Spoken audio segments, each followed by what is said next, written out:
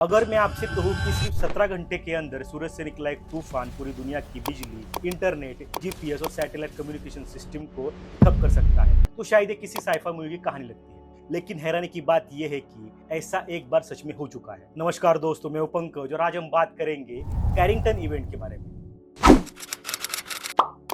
सूरज सिर्फ रोशनी नहीं देता, तूफान भी पैदा करता है। हम अक्सर सूरज को सिर्फ रोशनी और गर्मी का स्रोत मानते हैं, लेकिन असल में सूरज एक विशाल न्यूक्लियर रिएक्टर है जिसके अंदर लगातार शक्तिशाली मैग्नेटिक एक्टिविटी चलती रहती है। कई बार सूरज की सतह पर सनस्पॉट बन जाते हैं। ये ऐसे क्षेत्र होते हैं जहां मैग्नेटिक फील्ड बहुत ज्यादा उलझ जाती है। जब यह मैग्नेटिक एनर्जी अचानक रिलीज होती है तब पैदा होता है एक सोलर फ्लेयर, और कई बार इसके साथ निकलता है एक कोरोनल मास इजेक्शन यानी CME। सरल भाषा में कहे तो अरबों टन चार्ज प्लाज्मा और मैग्नेटिक एनर्जी अंतरिक्ष में फेंक दी जाती है। 1 सितंबर 1859 की सुबह इंग्लैंड के एमेच्योर एस्ट्रोनॉमर रिचर्ड कैरिंगटन ने अपने टेलीस्कोप में सूरज का निरीक्षण कर रहे थे। अचानक उन्होंने सनस्पॉट के बीच 2 बेहद चमकदार सफेद रोशनी देखी। यह मानव इतिहास में पहली बार था जब किसी ने सोलर फ्लेयर को अपनी आंखों से रिकॉर्ड किया था। कैरिंगटन को यह अंदाजा भी नहीं था कि कुछ घंटों के अंदर पृथ्वी पर इसका असर दिखाई देगा। आमतौर पर सोलर स्टॉर्म को पृथ्वी तक पहुंचने में 2 से 3 दिन लगते हैं, लेकिन कैरिंगटन इवेंट इतना शक्तिशाली था कि उसका कोरोनल मास इजेक्शन लगभग 17 घंटे में पृथ्वी तक पहुंच गया था। जैसे ही चार्ज पार्टिकल्स अर्थ के मैग्नेटिक फील्ड से टकराए,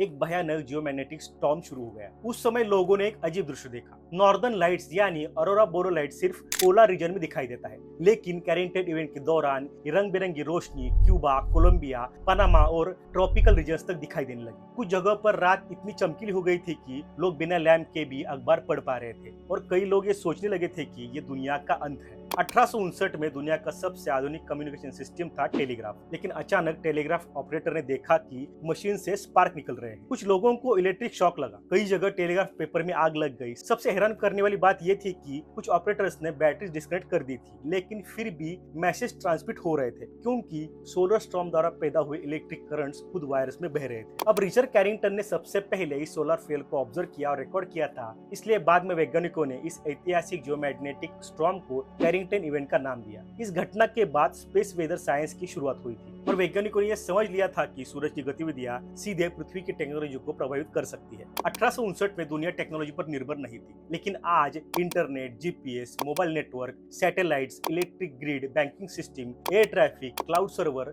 सब कुछ इलेक्ट्रिसिटी और इलेक्ट्रॉनिक पर निर्भर करते हैं। अगर कैरिंगटन इवेंट जैसा सुपरस्टॉर्म आज आया तो उसका असर कई गुना ज्यादा हो सकता है। पृथ्वी के चारों तरफ सैटेलाइट घूम रहे हैं। GPS, weather forecast, internet, TV broadcasting और कम्युनिकेशन इन्हीं पर निर्भर करते हैं। सोलर रेडिएशन इन सैटेलाइट के इलेक्ट्रॉनिक सिस्टम को डैमेज कर सकती है। रिजल्ट में नेविगेशन फेल हो सकता है, इंटरनेट सर्विस प्रभावित हो सकता है, कम्युनिकेशन ब्रेकडाउन हो सकता है, वेदर फॉरकास्ट सिस्टम में गड़बड़ी हो सकती है और पूरी दुनिया में केओस शुरू हो सकता है। सबसे बड़ा खतरा पावर ग्रिड के लिए माना जाता है, जो इलेक्ट्रिक करंट ट्रांसमिशन लाइंस में प्रवेश कर सकते हैं। इससे बड़े बड़े ट्रांसफार्मर जल सकते हैं, और अगर ये ट्रांसफार्मर डैमेज हो गए तो उन्हें रिप्लेस करने में कई महीने या साल लग सकते हैं। नोवा के अनुसार इससे आधी शक्तिशाली वाली स्टॉर्म लगभग हर 50 साल में हो सकता है, जबकि कैरिंगटन इवेंट जैसी घटना सैकड़ों सालों में सिर्फ एक बार हो सकती है। जुलाई 2012 में एक बहुत शक्तिशाली सोलर स्टॉर्म पैदा हुआ था, लेकिन सौभाग्य से पृथ्वी उस समय उसकी सीधी लाइन में नहीं थी। अगर अर्थ 9 दिन पहले उस पोजीशन पर होती तो शायद इतिहास का यह सबसे बड़ा टेक्नोलॉजिकल डिजास्टर होता। आज नासा, नोवा, पूरी दुनिया, कई स्पेस एजेंसीज लगातार सूरज पर नजर रखती है। सैटेलाइट सोलर एक्टिविटी को मॉनिटर करती है। अगर कोई बड़ा CME पृथ्वी की तरफ आ जाता है तो सबसे पहले वार्निंग मिल सकती है। पावर कंपनीज ग्रिड को प्रोटेक्ट कर सकती है, सैटेलाइट को सेफ मोड में भेजा जा सकता है, और एयर ट्रैफिक तथा कम्युनिकेशन सिस्टम को